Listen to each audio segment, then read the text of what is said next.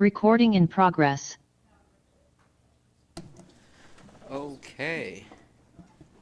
It is now 5 o'clock. I call this meeting to order. Let's see. Committee member Jack Dovey is excused. He's unable to attend this meeting. Committee member Paul McDaniel is here, along with Susan Honda, Jack Walsh, Lydia Asadfadawson. I'm sorry, did I miss? You sure? Okay. And of course, Council President Linda Kochmar. And for the record, Huang Tran, Chair of this FedRACS meeting. All right, so let's see. The first item is public comments. Do we have any public? We have no public comments. All right, we're moving on to committee business. The first item is approval of summary minutes for November of 2023. I make a motion to approve November 2023 minutes. I'll second the motion. All in favor, please say aye. Aye. Aye, the matter passed 2-0. Thank you. We are now moving on to item B, Economic Development City Marketing Program will be presented by Tanya Carter. Welcome.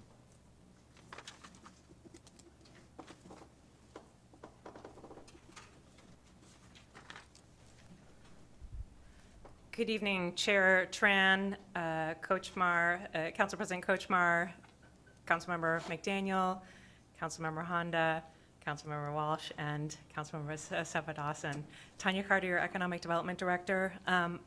We actually have 3 things to present this evening. I'm not sure. I will defer to Touch to see if our first presenter is on. We have 3 ARPA programs that we would like to present as a continuance from last year in November when we presented, or sorry, in October when we presented the first time. So the first on the presentation today is the City Marketing Program, which you should all have a staff report in the packet.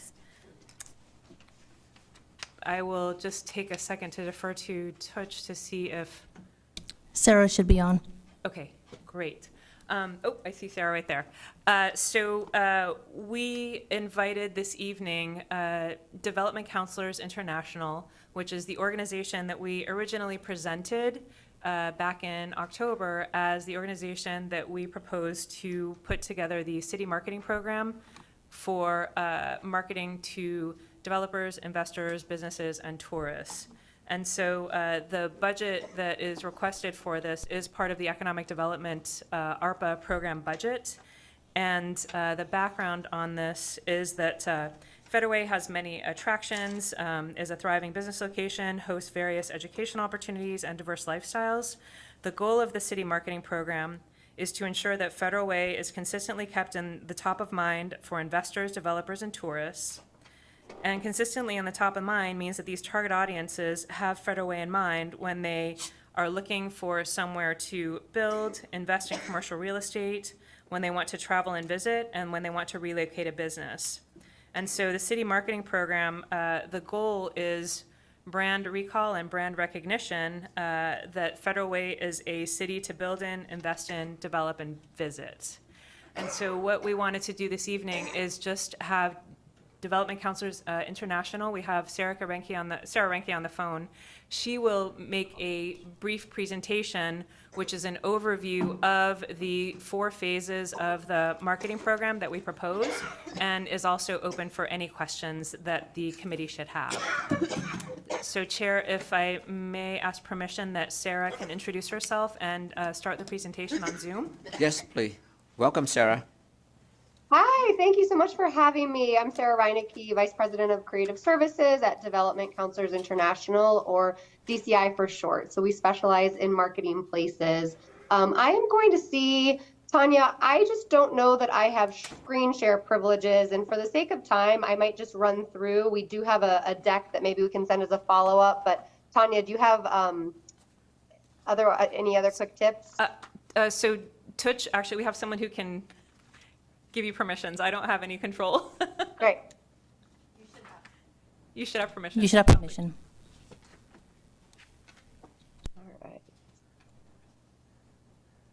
Yeah, I am just seeing that only one person can share at a time, and it's not allowing me to share my screen. So, Chair, if I may, I have copies of the presentation that I can provide, paper copies. Go ahead, please.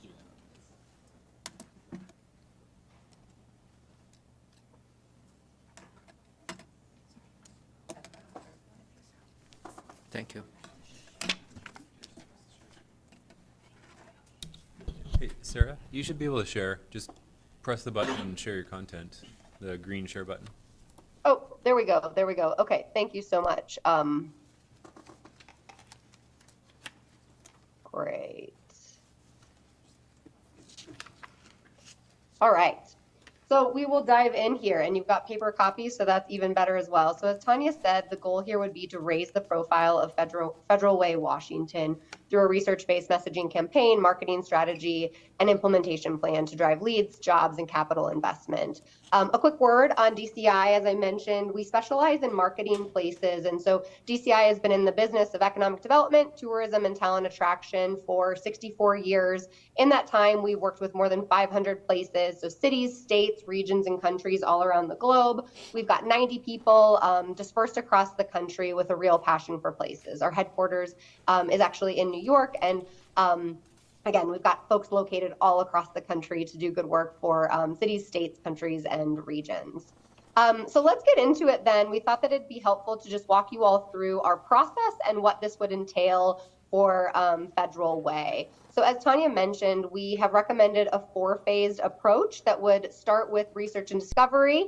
It would then go into storytelling and messaging. We'd then move into the development of a robust marketing strategy that is super actionable. And then phase 4, the beauty of this program, the way that it's written, is that we would be able to move immediately into implementation. So to give you just a quick, more in-depth dive into each of these phases, when we say research and discovery, DCI believes that all great marketing is rooted in research. And so we really take that seriously here. We would kick the program off with what we call an immersion tour and a series of in-person focus groups, really allowing our team to get a lay of the land of Federal Way, meet your stakeholders. We would conduct 4 to 6 focus groups and meetings to really understand Federal Way's strengths and weaknesses and opportunities as well. We want to hear the whole picture. We then would conduct a target industry analysis and outline your target markets. So both to identify your competitive advantage and opportunities for specific targeted marketing efforts to understand what industries to target. And then on the talent market side of things, we would of course want to prioritize the recommended regions for our talent attraction efforts, just to help ensure that your marketing efforts are both focused and would generate the greatest return on investment. So we would identify up to 5 best bet regions for the city to target to really have that greatest success in marketing to talent. Then we would move into a media, marketing, and messaging audit, where we would want to review all of what has been covered in the news over the last 12 months, primarily in national media. And then we would take a real deep dive into the existing marketing and messaging that already exists, and would have the opportunity to really audit up to 5 of your key partner organizations, just to really understand that messaging out there. This phase would culminate with a SWOT analysis outlining Federal Way's strengths, weaknesses, opportunities, and threats, and would be done through a virtual presentation. So phase 2 moves into the storytelling part of this campaign, and that allows us to generate a series of key messages. We would develop 3 to 5 key messages to really help bring Federal Way's story to life, to succinctly and concisely share your value propositions, your key selling points to those target audiences. And as a piece of that, we would also develop a very crystal clear value proposition as well, to just really outline why Federal Way is a great place for your target audiences. So you can think of these key messages and value proposition really as your elevator pitch. And we like to get everybody singing from the same song sheet just to be sure your voice is louder. Phase 3 gets into building that robust marketing strategy. So we would develop a series of marketing tactics that are made specifically for Federal Way and come based on that research that we just talked about. And really the goal here is to build an actionable strategy that's going to be custom tailored to you, allowing you to reach your target audiences. We would build a budget and a timeline, and we'd keep success metrics in mind every step of the way. We know that measuring success is just super important and super critical to projects such as these.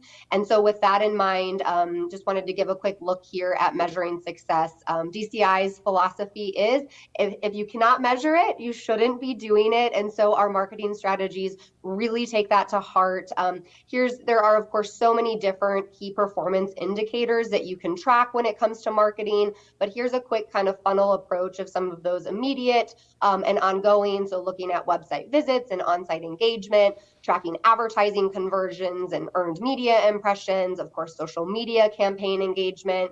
When it comes to those midterm success metrics, you might look at the change in perception and internal sentiment, a year or so down the road. And then for that long term, you'd be tracking business retention, real estate transaction, talent migration, and that good stuff. Now, just to bring it to life a little bit further, I know real life examples are always helpful. And so here is a real life client tracker. It's a sample paid advertising performance tracker. And so this is for a client that we won't name, but it shows the paid advertising conversions from July through November. So at every step of the way, it is super clear to you your return on investment. And you can see here in this marketing funnel, the awareness stage, moving to the consideration phase, and the evaluation stage that this paid advertising program in particular generated that many leads to move to the evaluation stage. So phase 4 gets into implementation. As I just mentioned, we really pride ourselves on developing strategies that are actionable. We don't want to develop anything that's just going to sit on a shelf and collect dust. And so the goal would be to gather Federal Way's feedback on the best bet tactics for implementation and then actually get into the deployment of the marketing strategy. And now when it comes time to actually deploy, of course, a marketing strategy can take many, many, many forms. And again, our marketing strategy will be custom tailored to Federal Way based on the research that we learn, based on all of the other phases of the project. But here's just an example of how we might build an integrated marketing strategy and some of those key tactics, those key pieces that might be involved. So, super robust, ranging from public relations to website to branding and research and content marketing. But I know, again, always helpful to bring to life some case studies that really might help you answer your question, well, what could this look like for Federal Way? Because of course it could take many different forms, but here are a couple of examples from clients across the country where we have implemented pieces of marketing strategies. So first up here, we've got Round Rock, Texas, which you might know is just outside of Austin. So for Round Rock, we created a series of industry brochures that effectively share key information and include relevant details like maps and proximity to Austin and top employers. Then here's another example out of Commerce City in Colorado, which is located just outside of the Denver metro area. It has a population of about 65,000 people, and this city had some marketing collateral that wasn't super cohesive and really needed collateral to elevate it as one of Colorado's fastest growing cities. So the city of Commerce City came to DCI to work with us to conduct some research to gauge perceptions and develop a marketing strategy that outlined a roadmap for success. And we implemented some of these handy tools that were going to reach businesses and developers. And so here on the screen is an economic profile with key information and statistics, as well as an e-newsletter that would be distributed to target audiences, and then a pull-up banner that could be used at various trade shows and events. Another example is videos. As we all know, a picture is worth 1,000 words, and videos are just even, so much more than that. So such a great way to bring a community's story to life. So this example is out of Wake County, North Carolina, where the goal was to showcase the fantastic livability assets to talent around the globe on why they should, relocate to Wake County for a job and a wonderful life. And so we started the Wake County project by developing a series of key messages that highlighted those key assets.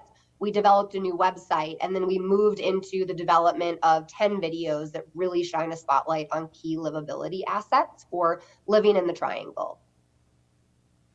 This here is an example of some digital advertising mock-ups for Portland, Oregon, really aiming to bring their business story to life. And then the final example that I'll show you here today is a website mock-up, again, coming from Portland, Oregon. As you likely know, your website is your front door to your community and all that it has to offer target audiences. And so the marketing strategy would likely include key recommendations and website best practices. And then this is just an example of a landing homepage mock-up that we developed to help show Portland how they might bring that story to life and include some of the key messages that the project had included as well that we had developed as part of the project. So I know I kind of breezed through that, but just wanted to give you a very high level look at what the project would entail, those 4 phases, and I wanted to open it up for questions. Thank you, Sarah. Does anyone have any question for Sarah? Go ahead, please. Yeah. Actually, I don't know whether this be for Sarah or Tanya. But our budget for this is $185,000, correct? And that does, with the implementation stage, does that include all the implementation as Yes. well? Yep. I mean, because it sounds like with that by the time you go through the other stages and figure out what the implementation is, it's going to be kind of, we really don't know the cost of implementation until we know what do the other steps to figure out what needs to be done. Thank you, Councilmember Walsh. Sarah, I will start the question to answer it, and please feel free to fill in. The cost for phase 1 through 3, which is the, kind of the reconnaissance, if you will, is $65,000, and then the cost for implementation is $120,000, which would be done. The $120 is implementation for almost a year, so the better part of 10 months. And so, to your point, essentially, what is in my professional opinion the most critical is the money is less of an issue if you don't have a good, solid strategy. And so, essentially, any program can be, ramped up or ramped down based on how much money there is. And so, for example, and I don't want to get too much into details, but, if you were going to make 10 videos or if you were going to make 2 videos, right? Like if a video is part of the strategy, you can ramp it up or down based on how many videos you make. And so 120 is just a good ballpark figure to get a good, robust implementation underway. And then based on how successful it is, then the hope would be that in our next budget cycle, that economic development would be able to make a request for continuance of, what the most successful programs are. Thank you. Councilmember McDaniel. Yeah, a couple questions. Some of the stuff that my questions are based on more are the implementation. So you mentioned website mock-ups and stuff like that. In the $120,000 budget, does that include any kind of work on the website, or is that strictly mock-ups? Then also marketing materials, does that include the cost for the marketing materials or just the design? And then the advertising. If we do some kind of paid advertising, LinkedIn or Facebook or Google, something like that, does the cost that we're associating with the 120, does the cost for the actual clicks and stuff include in that, or are those all separate fees that have to be considered? Yeah, that's a great question. I can jump in there, Tanya, but weigh in if there's anything else here too. As Tanya mentioned, the first few phases would be developing that strategy and outlining that crystal clear budget to really help you understand how much the implementation would cost. And then we would work with the City of Federal Way to identify what tactics could be implemented under that $120,000 scope of work over the 10 months where that money is already allocated. So it's difficult to say at this juncture how many of those items we could implement, because of course we don't know what tactics we'll be recommending until we get there, but we would work closely with the City of Federal Way to come up with a deployment plan on how to spend that $120,000 across the best bet marketing tactics. Chair, if I could just add a little bit as well, to give some relativity to that, maybe an analogy, it's like having an a la carte menu. And so, essentially on an a la carte menu, the offer would be, hey, you have all of these things that you can do. This, maybe costs this much money. This maybe costs this much. This maybe costs this much.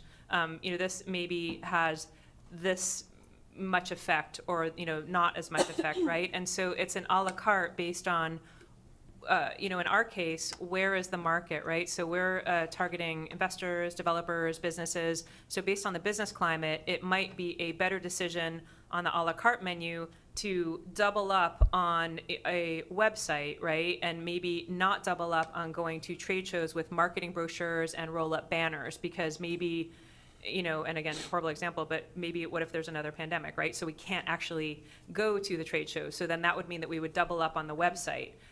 Perhaps there's a new, better business platform than LinkedIn for, for promotion online. So in that case, then we would double up on that based on whatever's happening in the market and the economy at the time. And so really, as I kind of mentioned to Councilmember Walsh, it really, what is the foundation of any kind of a program that you're going to pay money for is the strategy.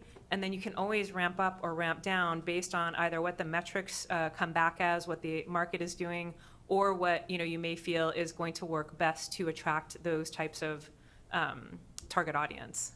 So it's not something where we can say, I guess, in conclusion, it will be 20,000 for this and 10,000 for this and 50,000 for this, because these will be the tactics, and based on what's happening in the market, we'll be able to ramp up or ramp down.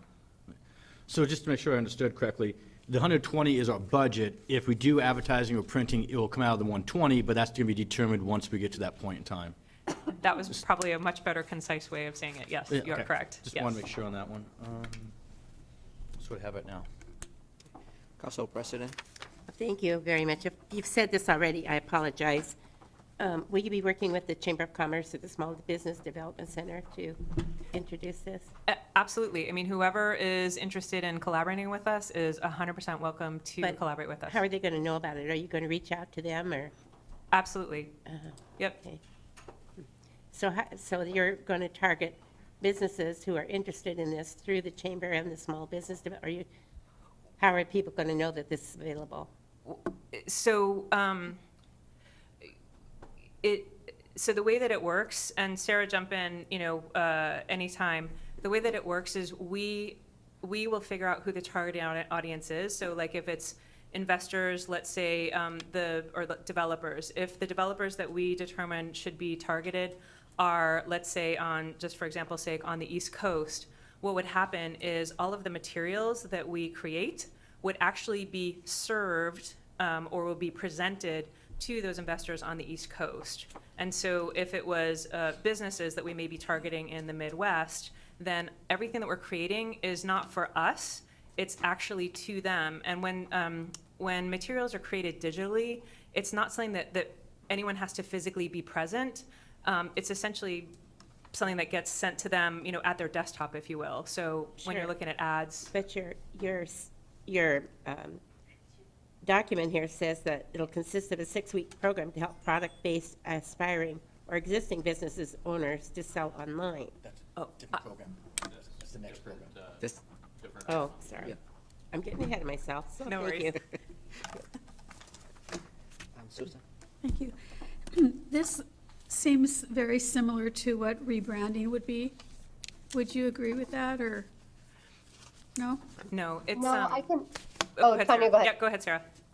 I was just going to say, this is strictly a marketing and storytelling campaign. There would be no brand component involved. There is nothing that is part of this that would look at updating, refreshing, tweaking your current logo or brand colors or anything. Again, we're just strictly looking at conducting some research, developing a storytelling campaign and a new messaging platform, and then marketing tactics. However, once we dig in, ideas around branding or recommendations around branding could be part of that marketing strategy. It's just too early for me to tell at this juncture yet. But this current scope of work would not include any branding. So maybe another analogy, I like to say that this is like having 1,000 economic development directors. So instead of me physically going out to have a meeting with 1,000 different developers, investors, businesses, instead of, one person doing it, the kind of digital world will be that silent salesperson, if you will, or that digital salesperson that would go out and meet all of these businesses, investors, developers, kind of where they're at. So, I mean, it's a pretty robust program, considering that, if you consider it in those terms. So what role will you have in this? I will be there along the way, so I will be involved in every meeting, every, decision, every step of the way. And how often is council updated on the information that you learn? Great question. So at the FEDERAC every month, we will definitely provide an update. If we find that that is too often, then we will provide it once a quarter at our quarterly updates. And also, I'm always available if anyone has any questions, if there's something specific. Okay, thank you. I do have questions. When I'm looking at this hangout from you, under option A and option B, the total cost is a little bit different than what you asked for. You asked for $185,000, but if we choose option A or option B, the cost varies. Can you explain to us what this is? Yeah, so I apologize. That slide was an older slide where we had talked about some talent surveys and attractions and meetings, and so that actually is not an option, so just apologies for that, yes. Okay, I'll just take this out. Apologies for that, Sarah. Okay. Well, I just want to say that thank you for this information.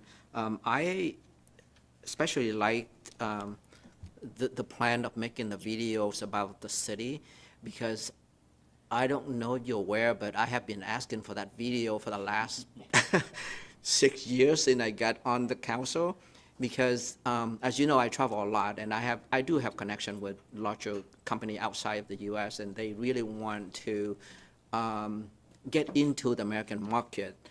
So, but then I have nothing to show them. I mean, I have nothing to say about Federal Way, right? So if I can have this information, I'm more than happy to share those information with those companies for free. So, yeah, thank you. Thank you, Chair Tran, and I echo your sentiments. It's challenging going to all of these meetings that I have and not being able to have anything to show. Yeah, right. And thank you, Sarah, for your presentation. Thank you so much for having me here virtually. Really a pleasure, and would love the opportunity to get started on this work for you all. So thank you. Is there anything else that you need from me? I think Council Member Honda has a question. I do have one more question. So when Tim Johnson worked for the city, he did some outreach to businesses around the world. Are you building on what he did? Yes. Do you have that information? Yes, I do. Okay. Yes, absolutely. Thank you. Great. See no other questions. I think we're ready to vote. I move to forward the proposed city marketing ARPA grant program to the February 6, 2024 consent agenda for approval. And I second that. All in favor, please say aye. Aye. Aye. The matter passed 2-0. Thank you. Thank you. And you have the next one. I do. I'm here for a while, so thank you. Tanya Carter, your Economic Development Director, presenting the second of 3 ARPA programs that were originally presented in October. This program is called the Start to Cart program, and we have the owner of the company on Zoom with us as well for a presentation. The background on this is that we have about 3,000, almost 4,000 businesses now in Federal Way, many of which are mom and pop brick and mortar shops. And brick and mortar shops, they are run independently and normally by family members. And essentially what the challenge is that was very clear over COVID is that many consumers do prefer to do business online. And what was kind of came to light very clearly during COVID is that many businesses do not have the knowledge to actually go online and create an e-commerce store for themselves. And so essentially what we have created is kind of a two-prong approach. The first is an actual education program.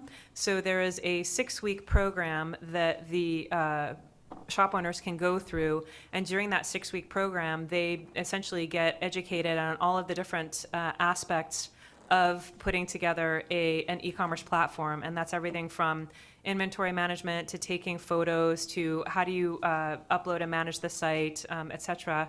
And then the second part of that is that the benefit to the city is that they have to kind of create a finished product during this class. And so the finished product then becomes an e-commerce platform that any business in the city, whether it's a service or a business that has goods, can essentially create their storefront. So I will actually stop talking and pass it over to Sherry Edison, who is the owner of Member Marketplace. And she has a very brief, I think 5 or 6 slide presentation just to kind of set the stage and prepare anyone for any questions. Thank you, Tanya. Good evening, council members. Thank you for having me today. This is a quick presentation to show you what we are working on and hopefully what we could do for the small businesses in the community. We are looking to elevate the brick and mortar small businesses or even home-based businesses into kind of a click and order system. The problem that we're addressing, as Tanya said, more and more consumers are moving online. It's grown tremendously, especially since the pandemic that highlighted that challenge. And the other side of that coin is not a lot of small businesses, especially pre-pandemic, were ready to move online, hadn't yet had an online shop, weren't sure what to do. There's so many different options for a small business to get online, and that technical expertise to build your own website or to even sell through some of the marketplaces out there is a lot. And then also managing their budgets and be able to market out their platform, it's a lot for some small businesses to handle.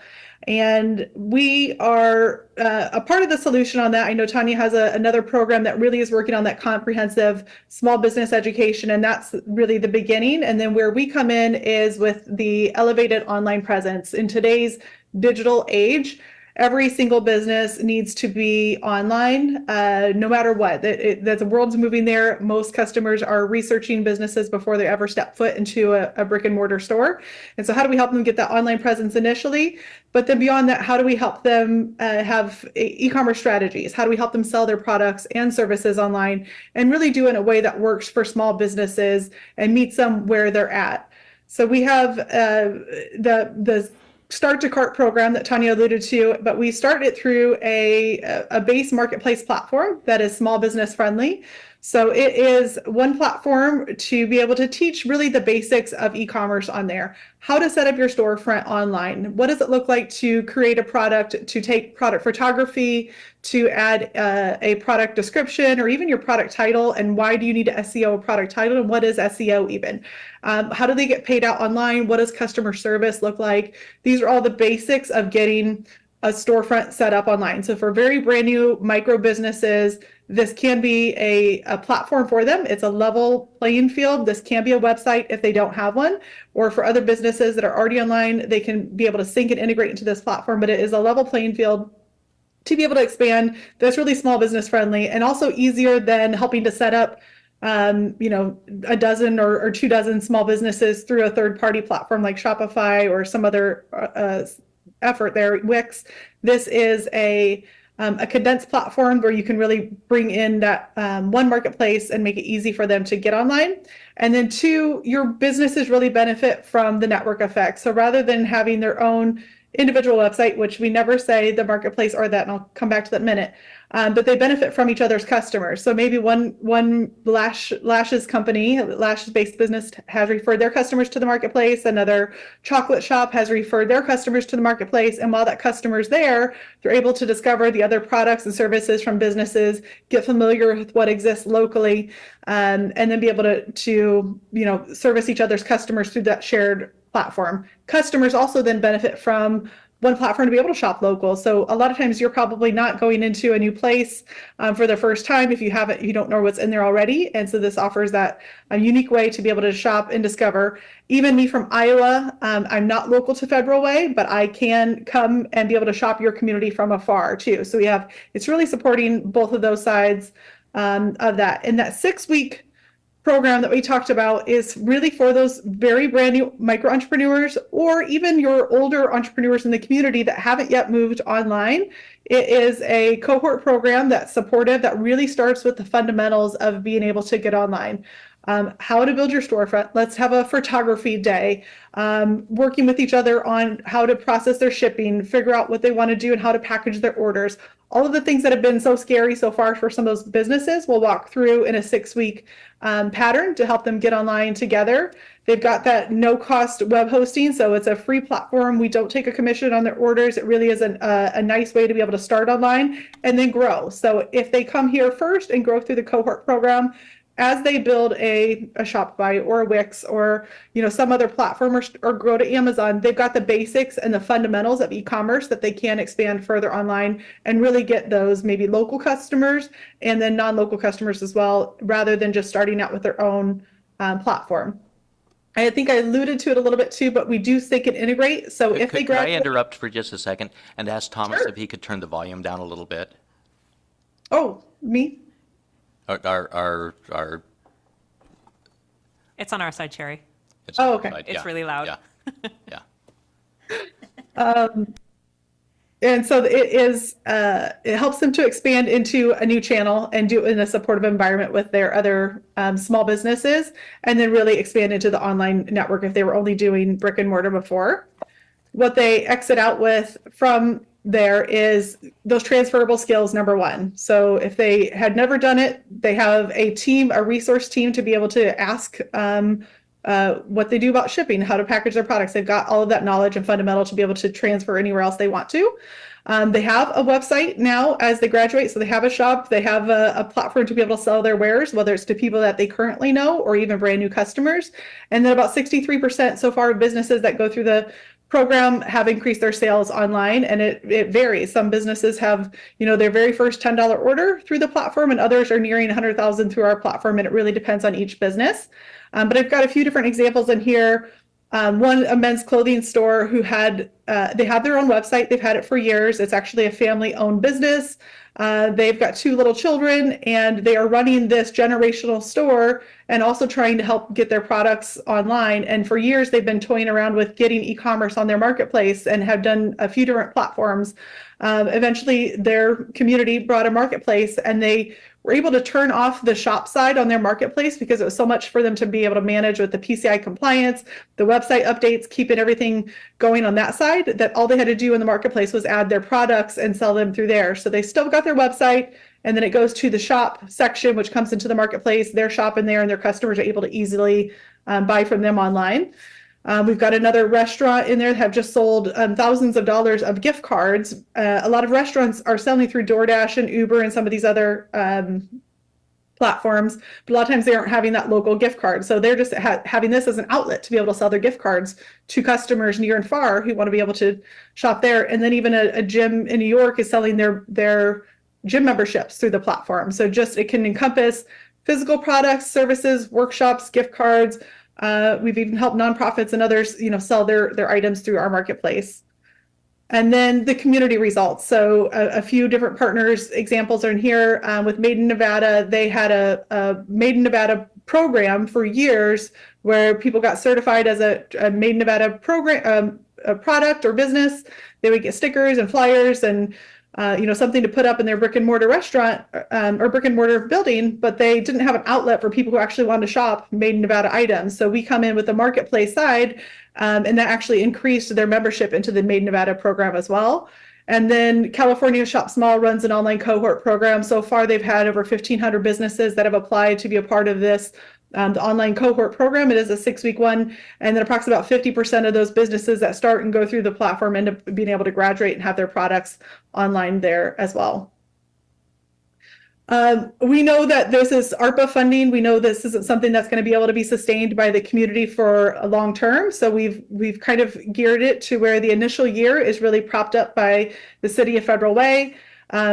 We can build in some initial marketing. We can do the support. We can do the cohort program in there and really help to onboard as many businesses as possible, get them going, get their stores going. And then by year 2 and year 3, decrease the funding from the City of Federal Way, help to sustain it from revenue from the businesses. And there's different options that we'll work towards and really working to figure out what's the best one for Federal Way businesses.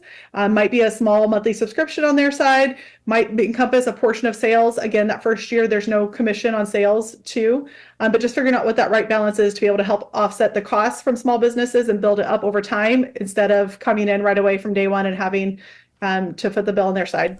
Federal Way can start it and we can kind of gradually tier that off and then just keep it as a smaller program there in year 3. And I think that's the main portion of what we are looking to do, and I'm open to any questions that you guys have. Councilmember Honda. Thank you very much. So I have a few questions. One is, are you working with the Chamber of Commerce on this? Not currently, but it has been discussed with the chamber. Because I would really encourage that. I don't want to be doing something that they might have done or tried in the past. I think working together, we can go farther, but being separate, we're not going.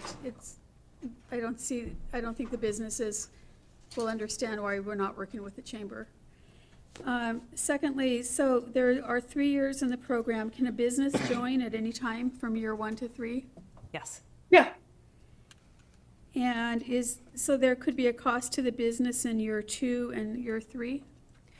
There could be, yes. But if a business were to go online independently, it would be thousands and thousands and thousands of dollars, and this would be a nominal fee for the businesses. And does the city get any financial benefit from this? No, So if, we are not the fiduciary, if that's the question. let's say that a business is selling T-shirts or something, we wouldn't get any taxes from that, or? So tax is, the way that tax works is that it's taxes on the sale where it's delivered at the destination. So it's treated the same as anything else. So if it's, here, if it's sold in Federal Way and delivered in Federal Way, then we would get the tax. But if it's sold in Federal Way and it's delivered to Nevada, we wouldn't get the tax. Okay, and then my last statement is, I think that all these items that she's presenting should be not on the consent agenda, because I think the public would be interested in learning about them, and maybe on the business portion of the agenda. Thank you. Thanks. Notice.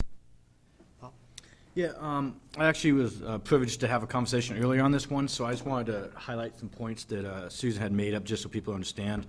My only, I've made the comment beforehand, I'm not a big e-commerce fan for the city. I like the package you put together better this time than the last one.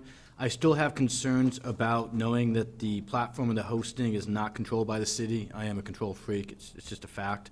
Knowing that one is a little bit of a hesitant to me. The other one is not knowing what the cost might be to somebody if we do put this in place. One of my concerns is we put it in place, it's moderately successful, then in 3 years the city's like, well, we don't want to continue to pay as much for it, and then it starts to be dumped on the businesses. What is the required do we even know what the required annual fee would be, just so the city has that in the back of their mind? If we move forward with this might be a consistent fee for us. So economic development would budget for it, assuming that it is successful. And the bottom, I think it's up here, $11,000 would be possible in the economic development budget. Okay. So that wouldn't be a problem. And that's a legitimate possibility for future costs with some basic adjustments? Yeah. Okay. Those are some of the main things, and I probably agree with Councilmember Honda on separating them out, just in case you want to have discussion on it too. Thank you. Is there any other questions? Can I speak one moment to the chamber piece? I think Tanya and I had spoken before. We can add businesses who join from the Chamber of Commerce. We have done with other programs where we can put a badge on there, so you can sort down by businesses that belong to the chamber, and help give some visibility in there too, because they usually are an integral part of the marketplaces that we bring to communities. So figuring out a way that makes sense to highlight those businesses, to be able to sort down and filter by them, but still while benefiting all businesses in the community, not just those that are a part of the chamber as well. Well, thank you for that. Well, it appears to me that it is the desire of this committee to move this item to the business agenda instead of the consent agenda. I'm going to check with Tal here to make sure. I'm okay with that. I mean, if we pass it anyway, so. Okay, okay. So with that, well, before we vote, I just want to say thank you to Sherry for your presentation. And if we have other questions, we will reach out to you. Thank you. Thank you. Okay, with that, I move to forward the proposed Start to Cart ARPA grant program to the February 6, 2024 business agenda for approval. Second. I'm checking with Ryan to see, am I okay with the motion? Yes. Okay. Exactly right. All right, we have a motion and a second. All in favor, please say aye. Aye. Aye. This matter passed 2-0. Thank you. Thank you, Tanya. Chair, may I ask just a clarification question? If it's moved to business, is it the expectation of the committee and of council that Sherry also present? Or is it sufficient to just have the presentation slides in the packet? She's in Iowa, just for context. Yeah, I think most of us are here, so I don't think we need to invite Sherry back. Okay, I know so it would be she's busy sufficient too. to have the slides in the packet? I think so. Okay, thank you. Thank you. And just to be clear, with the presentation from you. Yes, of course, yes, sorry. Wanted to make sure that was clear. Yeah, sorry. Good luck.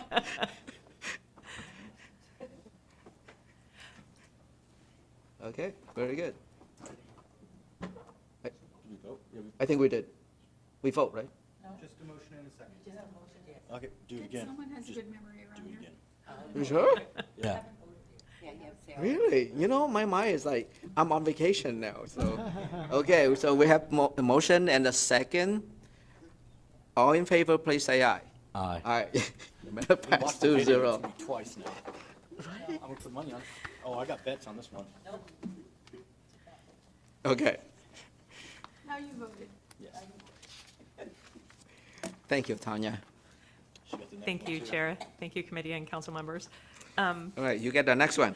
You're stuck with me for one more. Tanya Carter, your Economic Development Director, presenting the third of 3 ARPA programs for the Economic Development Department. So the third one is actually a live presentation by the Small Business Development Center. And I think it was Councilmember Dovey that said he wanted to see more involvement from the SBDC and to give them more money, so we are. Our proposal is a digital literacy program. I will let the SBDC explain in more detail about it. I do have a scope of work here that I can pass out in order for you to read along while they are explaining it. But essentially, the digital literacy program is different than what we just heard about the e-commerce program. It's essentially, if I guess an analogy would be like the financial literacy program that the city is also conducting. This is a digital literacy program for businesses. So essentially, how do you conduct and operate and manage and administer your business online? So I will allow the SBDC. We have both Andrew and Rich here, and they would be the ones conducting the program. It would be a 4-part program that would run essentially for the next 12 months. And if it's successful, then we would, of course, continue it. So I will pass these out and let them start. Good evening, council members. My name is Rich Shockley. This is Andrew Powers. I think all of you have met us, and it's good to be back. This proposal that we are presenting tonight really comes from the experiences we have working with small businesses. Many of the challenges small businesses face really come down to digital literacy, and we'll define our perspective on that in just a moment. But really, we're proposing, as Tanya mentioned, this project would last 12 to 15 months. It'll involve some development of content, and then outreach and engagement to businesses, and then delivery of 4 specific classes. And so we'd be doing the delivery, the outreach, and the development, and we're integrating the AI chat GPT. And as I shared last time, Andrew's got some good experience in technology, so he's going to be doing the heavy lifting on this. And I'd like to just let him come up and share a little bit. But first I'll highlight some of the things that we do see with the businesses and the needs that we see that they have. They struggle with building systems, processes, and making decisions within their business. And so we're hoping to detail that. Documentation, overcoming the fear of technology is one that we continue to see.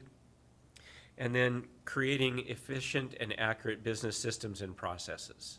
So I'd like to have Andrew come up and just share his perspective on digital literacy, and then just talk us through the 4 classes and highlight that for you. Andrew? Thank you, Rich, and thank you, Tanya. Hi, everybody. So this class, in which we call a digital literacy class, is really focused on being able to teach them the essentials of communicating, engaging, and maneuvering in the digital world. And when we talk about businesses, that's talking about documents, spreadsheets, and even Gmail communication. So that can seem very simple, but we have a relatively short time frame when it comes to technology. So there's still a lot of individuals who are 30 and 5, I'm about to turn 36, 35 and above, who are afraid of engaging with technology. And if it's something that they need to do in their business, it's something that they want to engage with, but probably have failed with. So that's what these digital literacy classes, which focus on Google, so you might use Gmail, Google Sheets, or Google Slides and Google Docs. This is what we're teaching. So, for example, we have one of our workshops called Creating a Business Plan Using Google Sheets and AI. That's essentially bringing them in, showing them how they can quickly create a business plan. And if there is a language barrier or just a business writing skill barrier, that's where AI comes in. It helps them actually write it so that they can get their thoughts, their ideas, their business down on paper. So one of the next workshops is creating a project proposal using Google Docs and AI. And workshop 3 is creating a project site, a project management site using Google Sites and AI. And the last one is creating, it says business pitch, but we're calling it a marketing pitch using Google Slides and AI. So essentially, these individuals come in and in 2 hours, they're able to see how they can actually execute on creating these documents. They can maneuver online and maneuver their business by creating these business documents and utilizing AI, which we all know is a huge thing now. And that's what this is all about. It's about making this accessible for the individuals. So that is kind of the gist of it. If anybody has any questions, I'm open for it, or we're open for it. Well, thank you. Any question for both gentlemen? Okay. Oh, go ahead. Yeah, I like this one. We've talked about this before, and I like the definition of digital literacy you guys are giving now. I think it's a little bit more in tune with what the businesses need nowadays. What would, if you guys could give us an example of like a case study or a perfect example, what would that look like for this particular thing? Like, what does that look like? A business coming in, or is it, you know, what's a win for us on this? So essentially what we're looking at is these classes are one-offs. A person comes in, they're trying to create a business plan, and they've probably gone to SBDC or some other organization has provided a template to them. But let's say they speak Spanish as their first language and have very limited English experience. Well, we can, in this class, go through the aspects of a business plan, where you start and what you're supposed to have in the business plan, and then we can actually have them speak in Spanish into, or even type in Spanish into the AI, and it would help them take down their business idea, put it into the right format, and by the end of it, they will actually have something, a breakdown of a template of their business plan. Now, obviously, they should spend more time on it. This is only 2 hours, but it gets them from not having a business plan, having a barrier to get over, to something that's actually on paper by the end of the 2 hours. If I could just add a little bit more to that. When we go, this isn't just for banking and proposals to banks, this is for any documents a business would need. But specifically, when we go to banks, we try to take what the business owner knows and put it into banker language to present a document. But we run into all kinds of challenges. When I meet with bankers, they say, we understand the situation, but we still need a document. Well, today, for us to present a document, we have to sit down and create a document specifically for that individual, and we don't have the bandwidth or capability to do that. And this is a solution that we believe will answer that problem for our businesses, and will really give them a step up to be able to run their business more effectively, as well as provide documents to financial institutions. And then a follow-up question on that one. So actually, so just to understand, so multi-language families or multi-gens that have that kind of mixture, this would be a good fit for them then? With the language barrier and the AI capabilities and stuff? Yes, because of the way ChatGPT and other AIs are made, the language barrier is lifted because once you put it in, it has the ability to translate to multiple languages. Okay.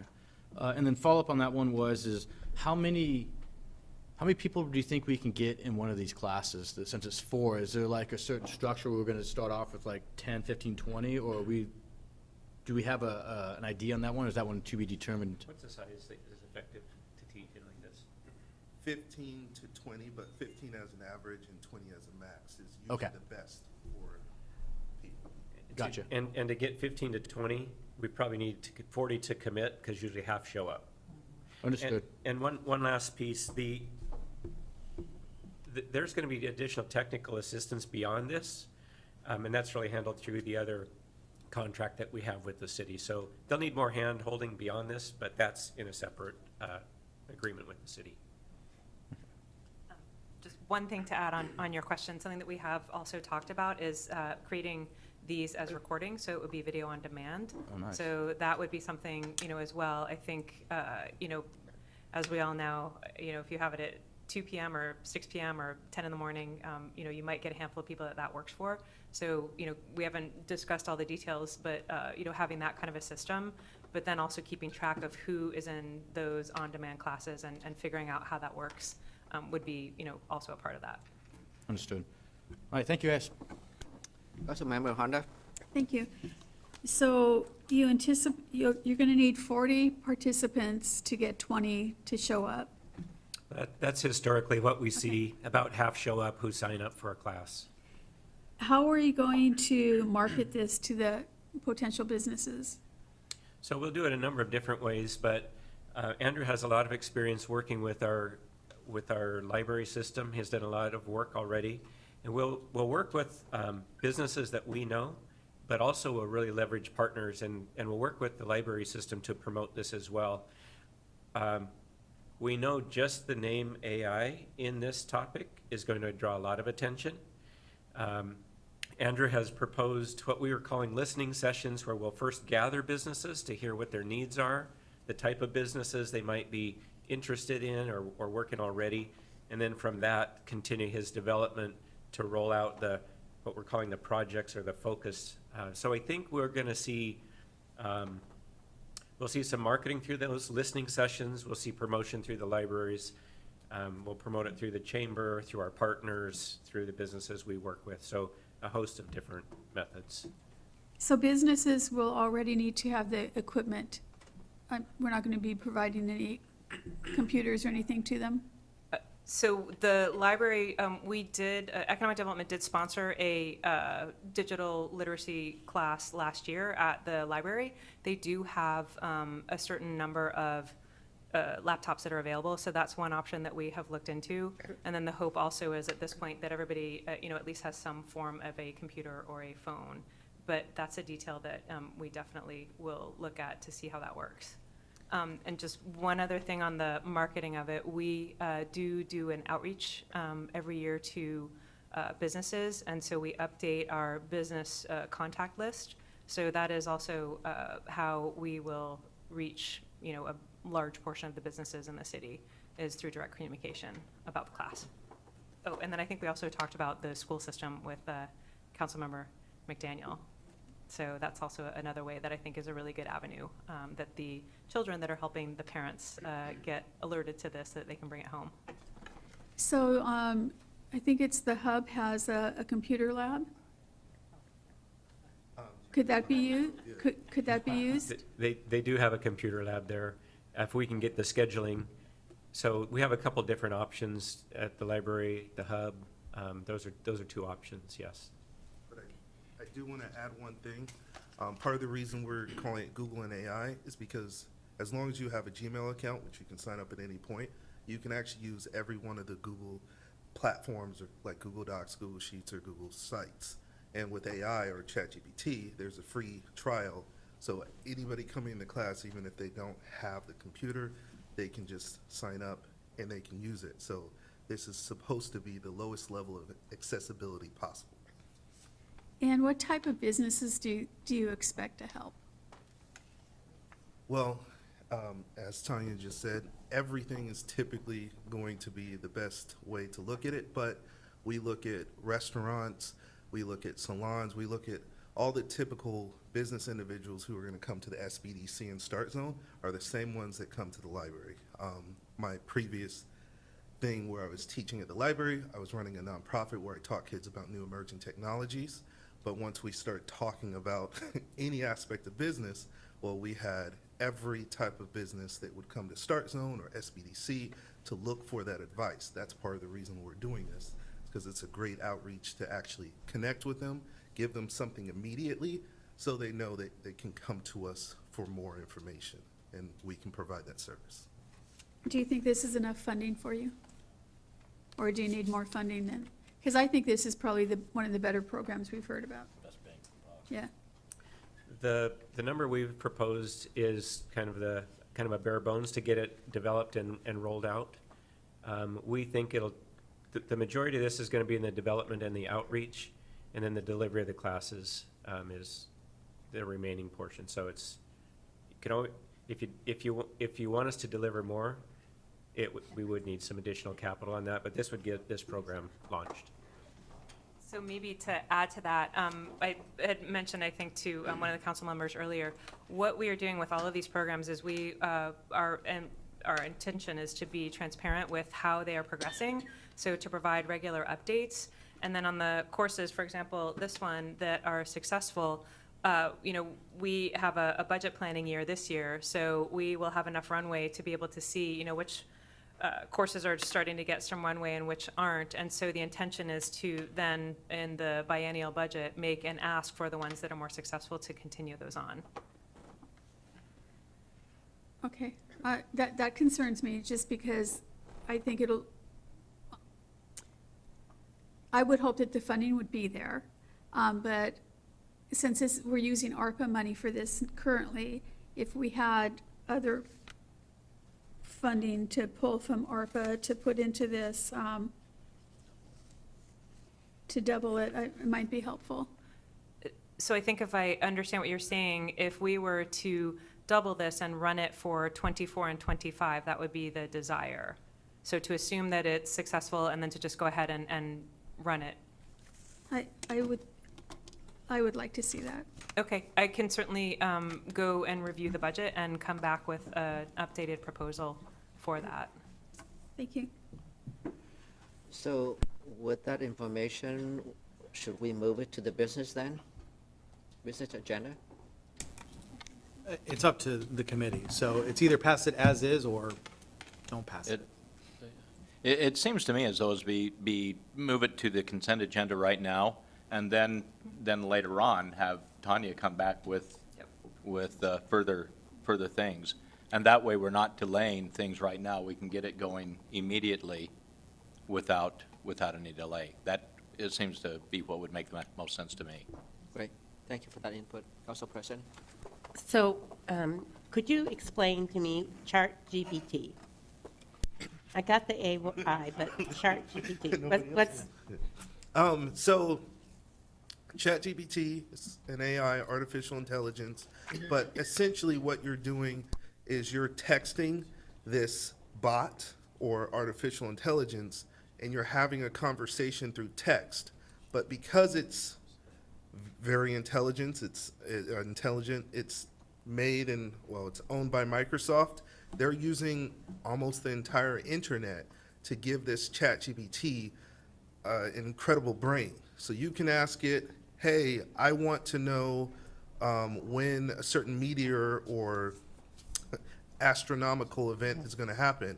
And because it has the entire internet, it can just think, look at the internet, and give you the correct answer. I get that, but how do you access it? Through Google? Just like you type in google.com, you type in chatgpt.com, okay. and it will bring you to the site where you can use it. Interesting. Okay, so I'm, let's say I'm a hot young, well, let's say I'm a young person with a hot idea. Okay. Whatever. Either way I said works. that's kind of wrong. It all works. Although I like the idea.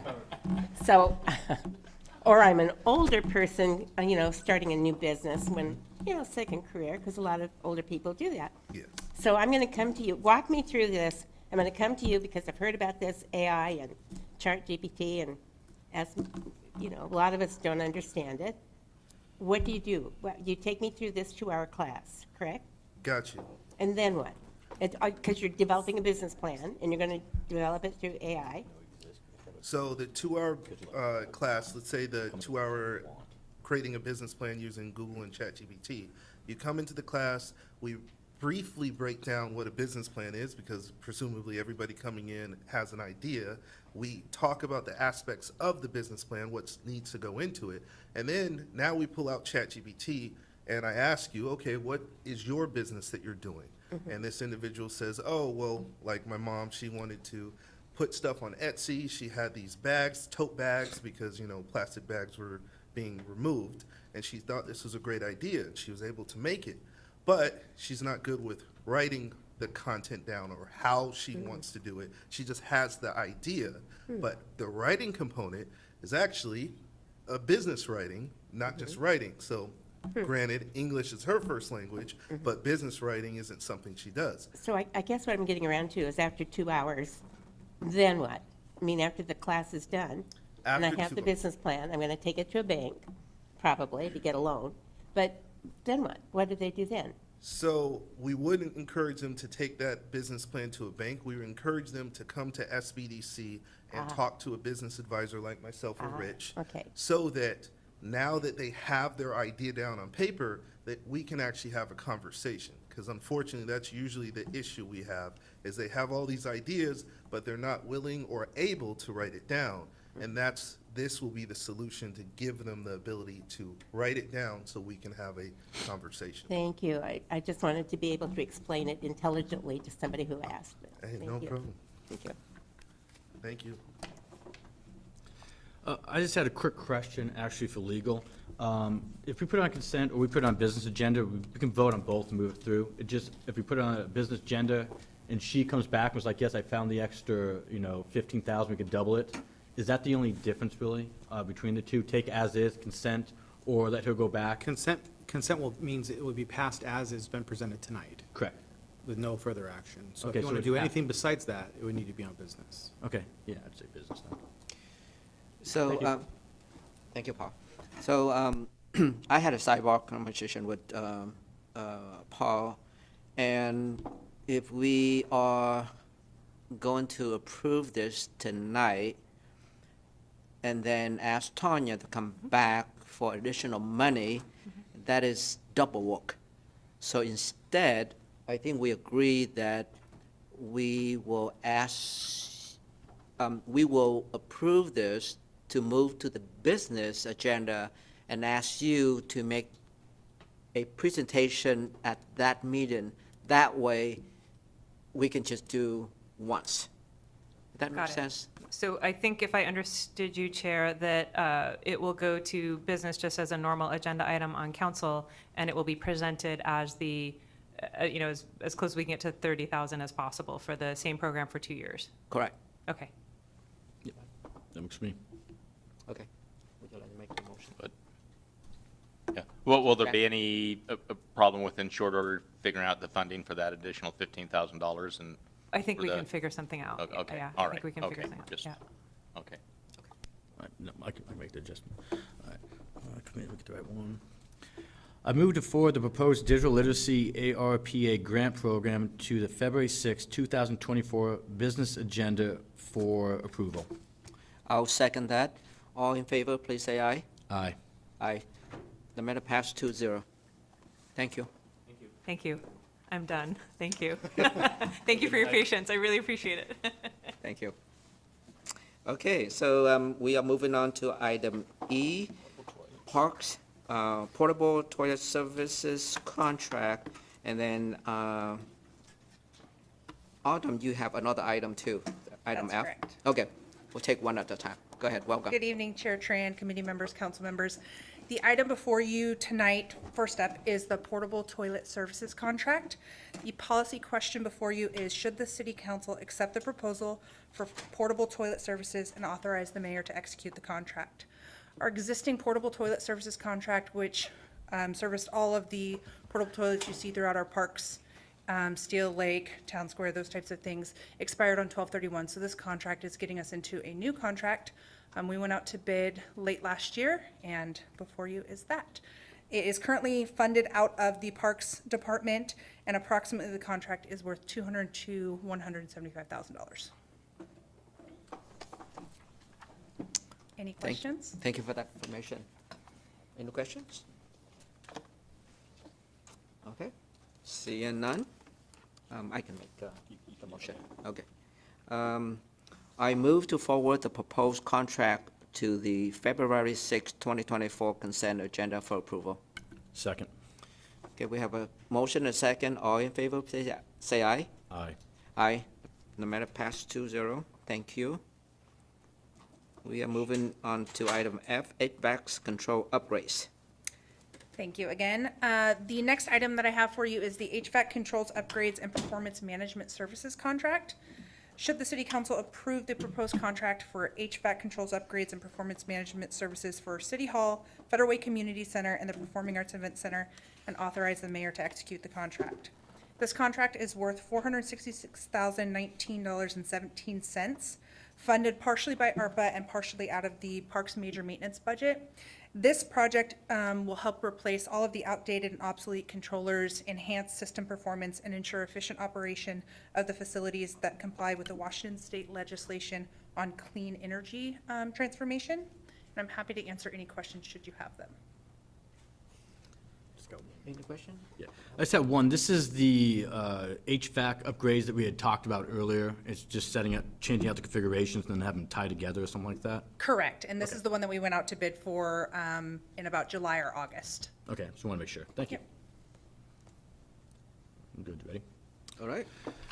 I move to forward the proposed contract to the February 6, 2024 consent agenda for approval. I'll second the motion. All in favor, please say aye. Aye. Aye. The matter passed 2-0. Thank you, Adam. Thank you. That was an easy one. We are moving on to item G, AP voucher, November 18, 2023 through December 18, 2023, and payroll vouchers from November 1st, 2023 to November 30th, 2023. Chase, welcome. Good evening. Give me just a second. Good evening, Council President Kochmar, Chair Tran, Council Committee members. Before you are the vouchers for November. We do have 2 months of vouchers. As you can see here, the November vouchers were $3,748,992.06, and the payroll vouchers were $4,295,530.12. They are fairly consistent with prior months' vouchers for the AP and the payroll vouchers. Some of the changes for November are included below, and I'd be happy to answer any additional questions that you may have. I know that we responded to some of the voucher questions before the meeting, but would be happy to help answer any additional that you may have. I do have a question on a response that you gave, or like Director Groom gave.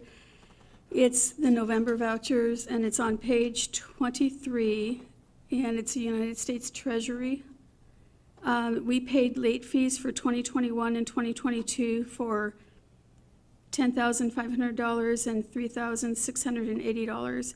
And the explanation was that this is a late penalty fee for Form 990 submitted late after audits were completed for the Qual B organization formed as part of the PAC New Market tax credits.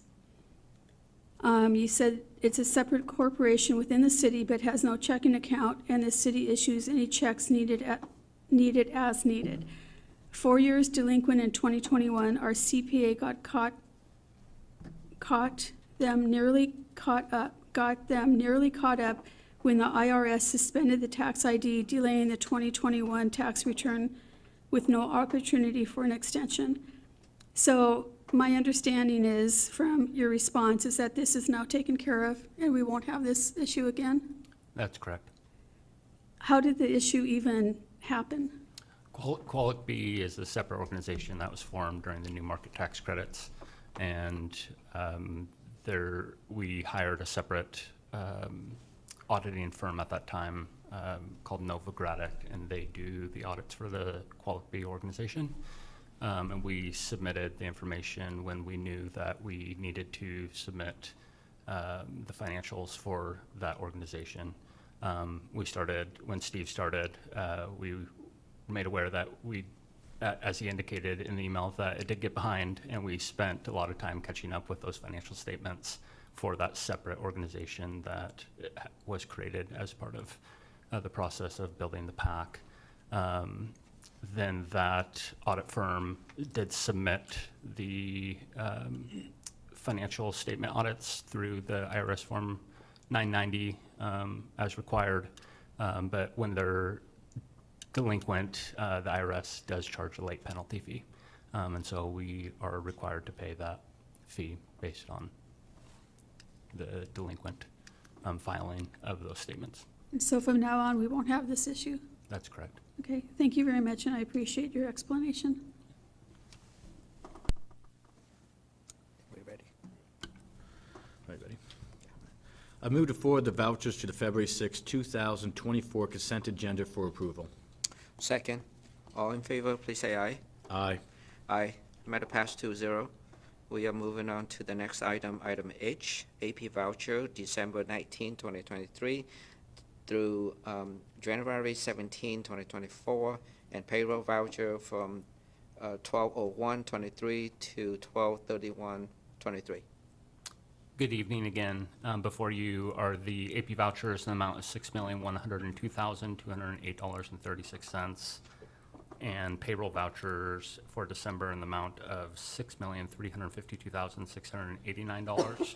These do differ slightly from prior months, and I'll help explain that a little bit. Some of those are described below, but this is primarily due to annual insurance premiums that are paid for, that are due early on in 2024 for the whole 2024 fiscal year. So as you can see, there's $2.5 million that was added to that check run of AP vouchers.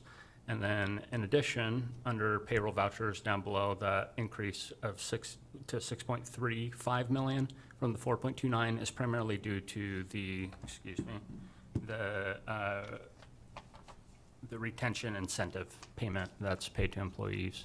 That's funded out of ARPA, and I'd be happy to answer any additional questions that you may have. We also answered just questions before this meeting. We'd be happy to follow up on anything that you have additional questions on. Thank you, Jace.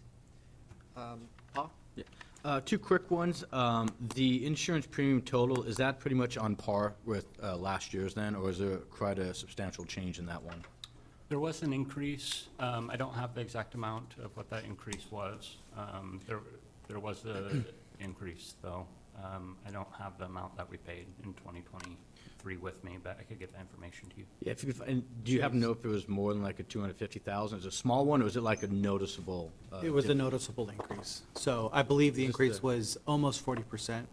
Wow. No. So the entire industry has been struggling. So the insurance pool made it clear that everybody was going to have their rates go up. So the entire industry went up just from inflation, and then also Washington State is a dramatically hardening market. This is for tort law Yeah. defense. So between police actions and traffic accidents, this is a high-risk state to operate in. So Moody's and people like that that insure municipalities are becoming less interested in insuring Washington entities. So they increased their prices, and then additionally, we've had some significant losses. The big one was we had a $1 million loss from a police pursuit where an officer accidentally put his foot through the ceiling of a hotel and ruptured a water main and caused significant damage to the building. So it's somewhat anomalous. So I would say this was a high claim year, but also just generally it went up. Gotcha. So we don't expect another 40% increase. They were trying to stabilize the pool, basically.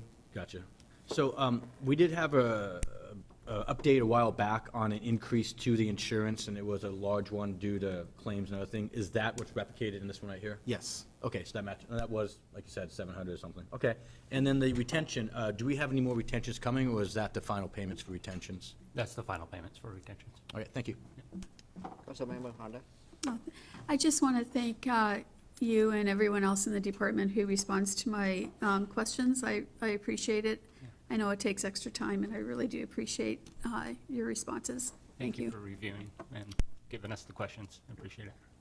Council So President? what is our retention level? How, before insurance kicks in?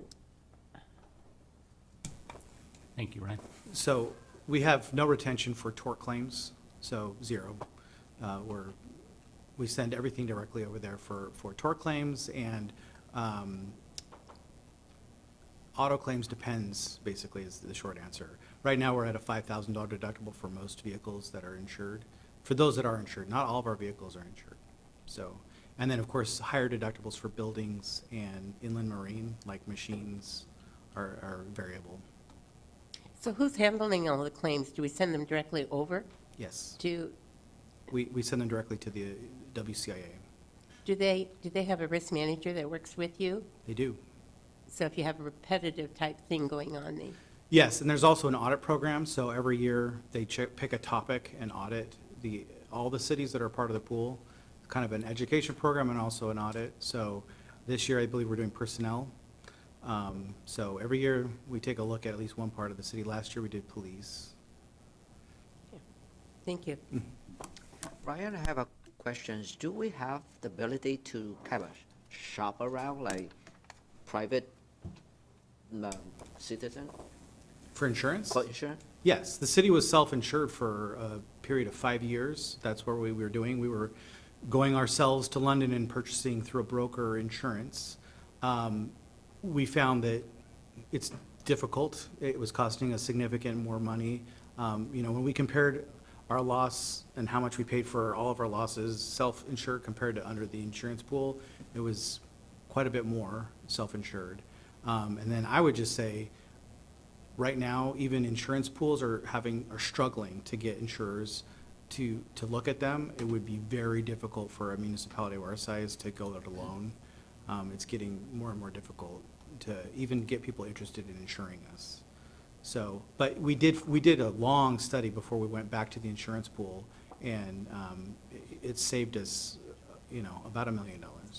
So can we shop for different insurance providers? Yes, we can. The one we've chosen right now is the best one for the buck. We are committed to stay with this pool for at least 5 years, and after that, we can shop again. But so far, I haven't seen anywhere near the value that we're seeing with the pool, when we were self-insured. We basically paid every single lawsuit, litigation from beginning to end out of the city's own budget when we were self-insured, up until $250,000, and then we had insurance. So it cost more money, was our experience. All right, thank you. So we're not the largest in the pool. No, we're one of the largest. We're in the, separate the pool into 4 categories by size, and we're in the top category. Yeah, you never want to be the largest in a pool because you, Yeah, we're one of the largest, but Auburn's in it. There's other entities that are large that are in that pool. you know, I'm wondering if they ever fix that pursuit law, if that won't help. Couldn't hurt. I mean, tort reform is the big thing. So if you ever hear state reps wanting to talk about protecting municipalities from just out-of-control tort claims, I think that would help the taxpayer.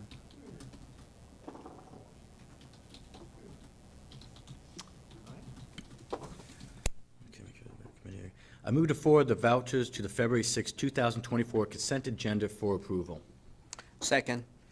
We have a motion and a second. All in favor, please say aye. Aye. Aye. This matter passed 2-0.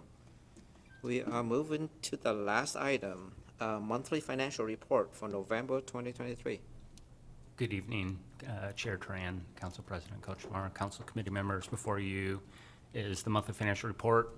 As you're aware, we didn't have a FedRec meeting in December, so what's in your packet is the November monthly financial report, but we will cover many of the revenue numbers that we do already have for December, and then we will bring you back a monthly financial report for December next month, when we've preliminarily closed the books and have numbers that would make sense for December.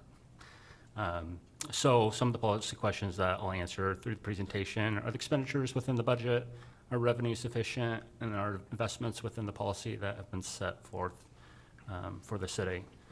As I just indicated, the audit prep is in process. We typically don't close our books till the end of February. We usually have a 60-day period where we accrue expenditures back to the year that the services or goods were provided, as well as many of our revenue sources come on a 1 to 2 month lag.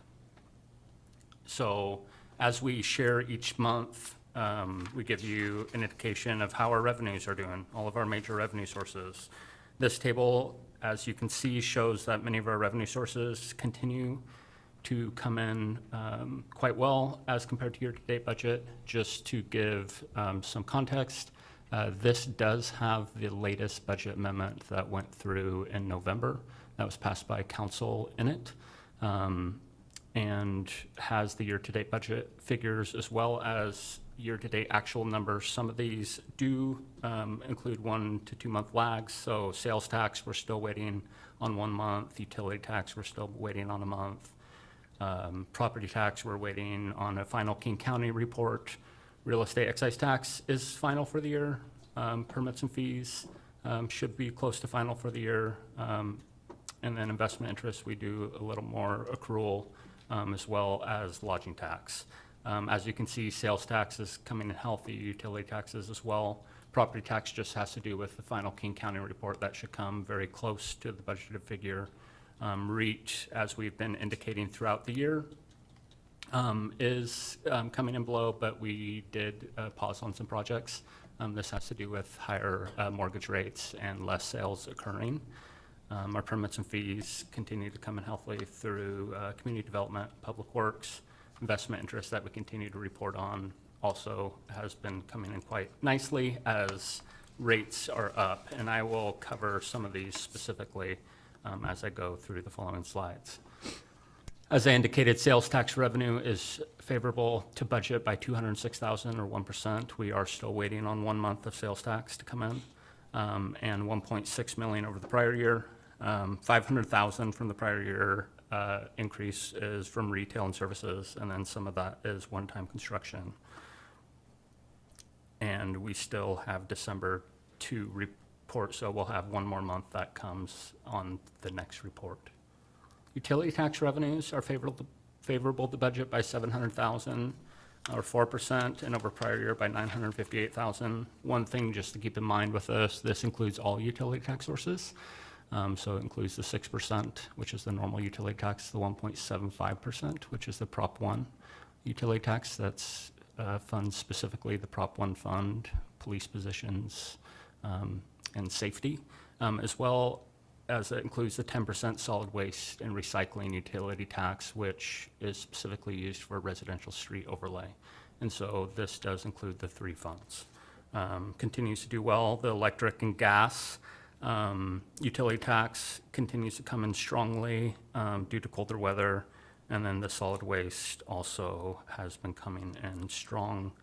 We still do have 1 month to report on utility tax as well, and that will come in next report. Property tax revenue is 137,000 unfavorable to budget, but 33,000 favorable to prior year.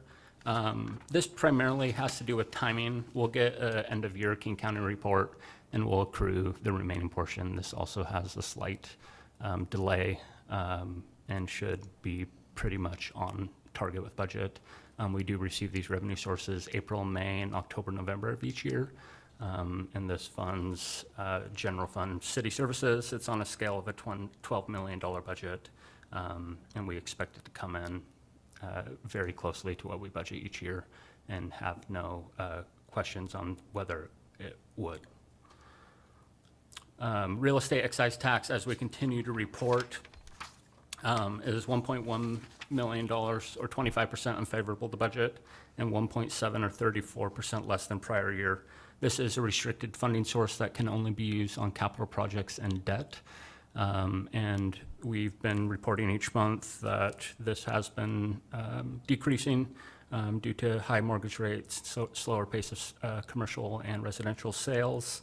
And we did delay a couple projects through the last budget amendment.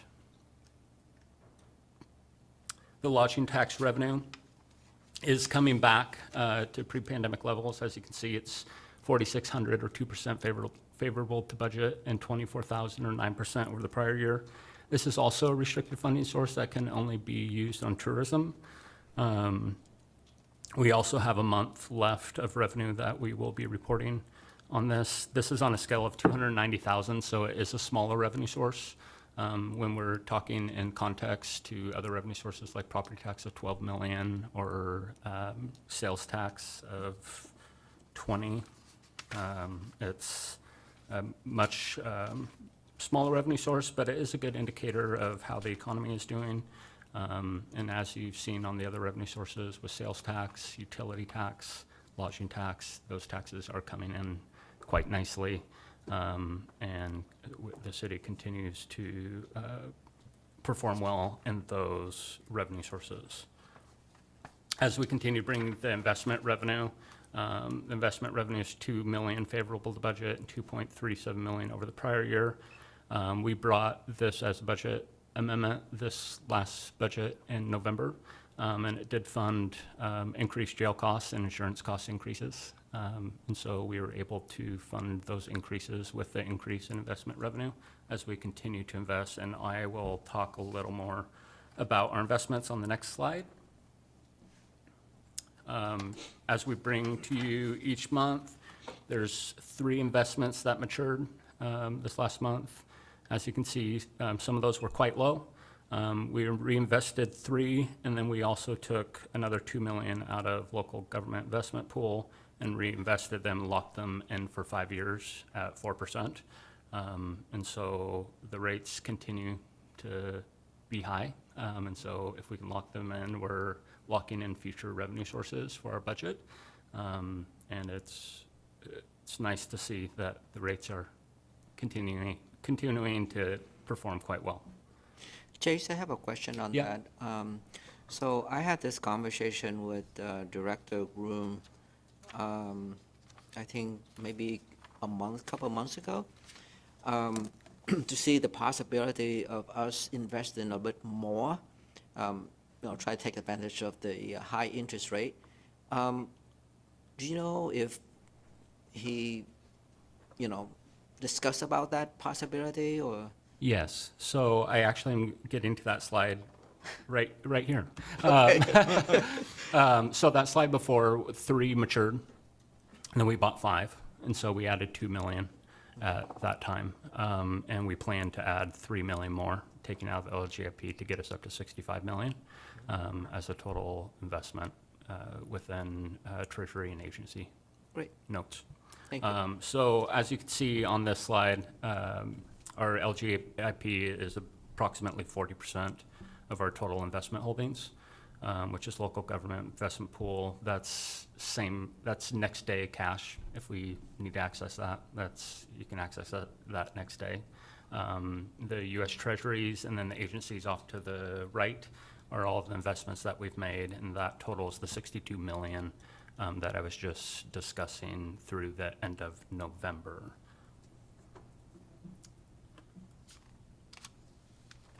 So just one other comment on that.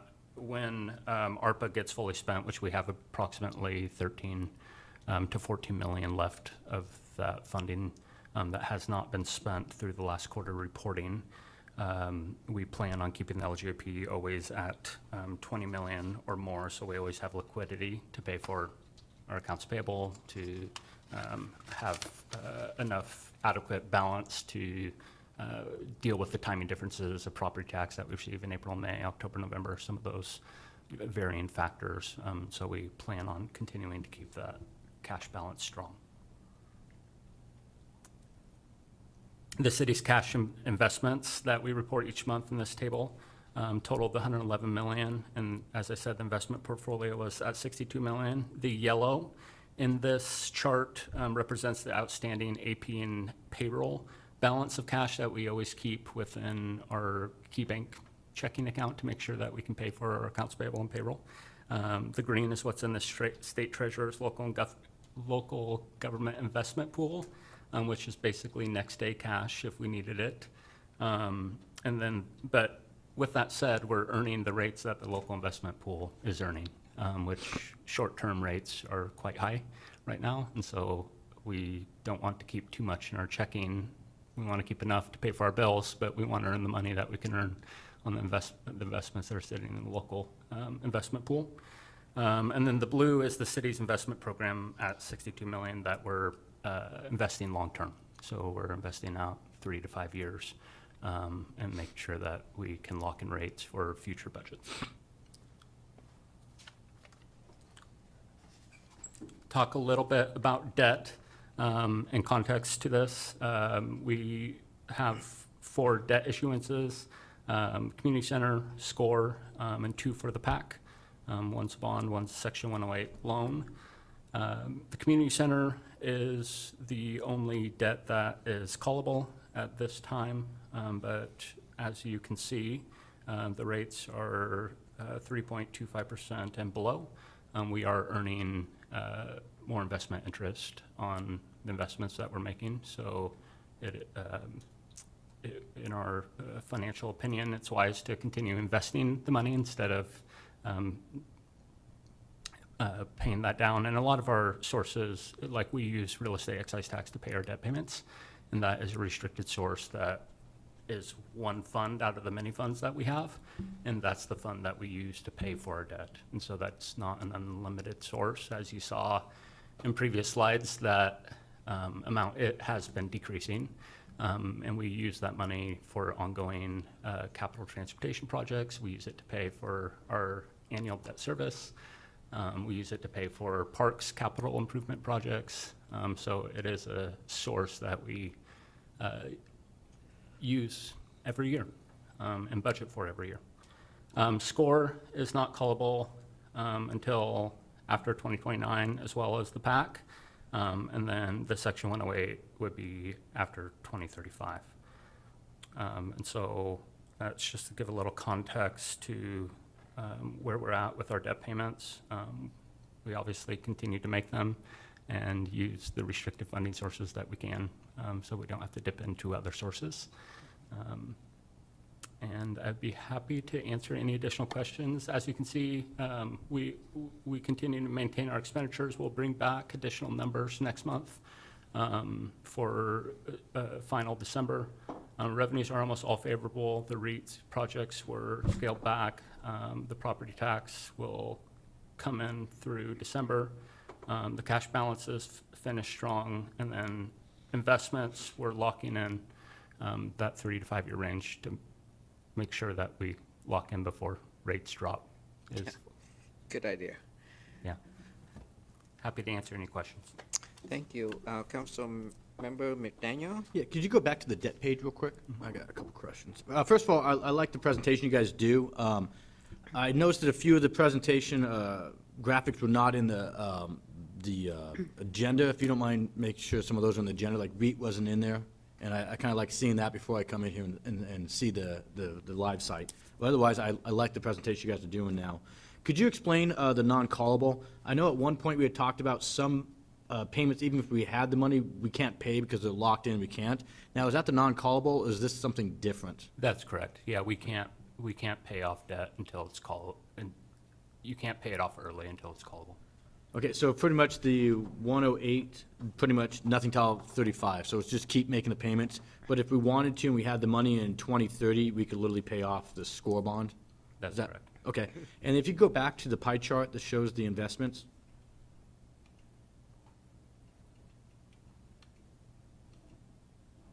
Yeah, so on this one right here, you had mentioned that you wanted, the goal is to keep about 20 million sitting in the the quick access money. And we have about 14 million that's ARPA, so which is about 34. Of that remaining 8 million, how much more are we looking at investing, or are we looking at just leaving the 20 plus that 8 sitting in the local? Right now, we're just going to bring it up to 65.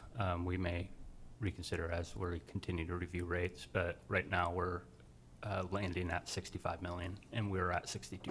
Okay, it's about 3 million more? Yep. Okay, and then of the money that is invested in the other locations or the other entities, what is the longest time frame it would take if we had to sell one of those assets in order to liquidate it? What is the longest time frame?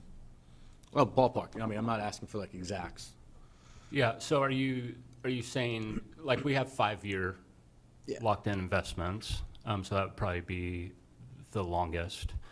We have investments, though, rolling off every month. Yeah. As you could see on this, yeah.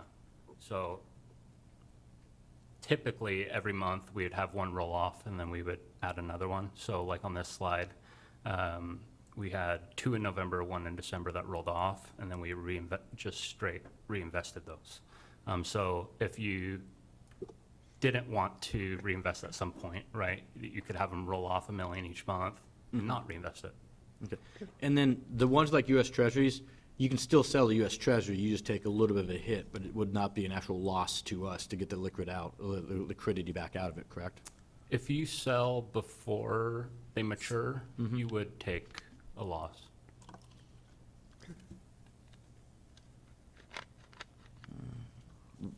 Is it an actual loss or an actual book loss? Or is it just you don't make as much interest? Because you're buying at a discount, correct? Well, some are bought at premiums. Oh, they are? Yeah. Okay. We buy at premiums and discounts. All right. Yeah. Okay, that's it for now. Thank you. Councilmember Walsh? Yeah. Hey, with the taxes, particularly the sales tax, you know, we've seen continual increase there. How much of that is because of, you know, the economy in a federal way, we're doing more sales, and how much is simply because of inflation?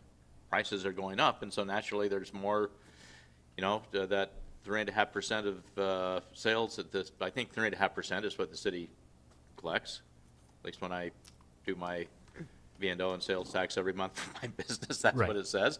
How much of that is just because prices are going up? Yeah, I think that inflation definitely is an indicator of sales tax increasing, right? As prices go up, we're getting additional sales tax because of that. I think it also is just business sales. It is proprietary information. We, you know, receive the reports of how much each is reporting to us. We don't know specifically which portion was due to inflation versus additional sales, because that information is not provided, but inflation definitely is a factor. I mean, gas is an example, right? Fuel. I mean, we see fuel prices increases. We see our grocery prices increasing. It is a factor within. So probably a significant part of that increase is due to inflation. Yeah, I think there's a significant portion that could be due to inflation. Okay, all right, thank you. Council President? So when, with the pie chart there, U.S. Treasury at 41 million, what is that representing? Those are treasury bonds that are purchased with the faith and credit, full faith and credit of the federal Oh, government. those are the bonds. Okay, so back to the chart before that, which is the percentage that we're earning on the treasury certificates. So we're earning, well, on 1 million, we're earning between 4 to 5% per year, which makes it 40 to 50,000 per year. Does that get paid per month, per year, at the end of the, Typically gets paid twice a year. twice a year? Yeah. Okay, and that's what you're using to pay the higher costs on the insurance rates and the, That's correct. okay. So, one other question, how many vehicles total do we have? You know, we have police vehicles, we have maintenance vehicles. Do you know how many total we have? I don't have that information with me tonight, but I could get that information for you. Well, the only reason I'm asking that is because, do we have any kind of a safety program? A program where we, all of our drivers, that we review their driving history? Now, I know we have to have a valid driver's license, but do we have any kind of a program that reviews what their driving history is? For example, in another life, I had, this is so funny, I had a fella who made a left turn across 4 lanes of traffic into a fast food place and, of course, got hit on his lunch hour. So we have a safety meeting and talk to him about it. And what do you know, the next year, he did the very same thing. So I'm just wondering, so we can bring our insurance costs down, if we have some other methods we could use internally Yeah. to, not to punish, but maybe to reward good behavior. Yeah. So a lot of times, when things happen, they happen only with a certain small percentage of people. Sometimes they don't think, sometimes they have to have some kind of a consequence in order to think again. Director Call, is that information that you would have, or is that more HR? I don't know off the top of my head. I know that the CDL holders do have some review of their driving status, but I'm not sure how intensive that is. We'd have to ask HR. I know that we do pre-hiring checks Yeah, on I know driving that. records, but ongoing, I don't believe that the city does that. I would just like to present that idea, I maybe. would point out that pretty much all of our drivers are in a union, so Are we would need to unionized. negotiate that. And that would be a problem. We'd have to negotiate it, but it's not undoable. Well, in my former life, they were unionized. There wasn't the issue. Just has to be negotiated, is my Okay. point. We probably have to pay them I think more. I'll follow up on it. Thank you. Yep. All right, I think we're ready for vote. All right, sure I get the right ones. Okay, I think this is it. Let's find it. Yep. I move to forward the November 2023 monthly financial report to the February 6, 2024 consent agenda for approval. I'll second that. All in favor, please say aye. Aye. Aye. Matter pass 2-0. Thank you, everybody. That is the last item on the agenda. Our next meeting going to be on February 27, 2024 at 5 p.m. And since I'm not gonna be here at the next council meeting, I just want to take this opportunity to wish everybody a happy Lunar New Year. It's gonna be on February 10th. Are you going to be gone for the retreat, February 3rd? I'll be gone like Thursday. Must be nice for you. All right, this meeting is adjourned. Thank you, everybody.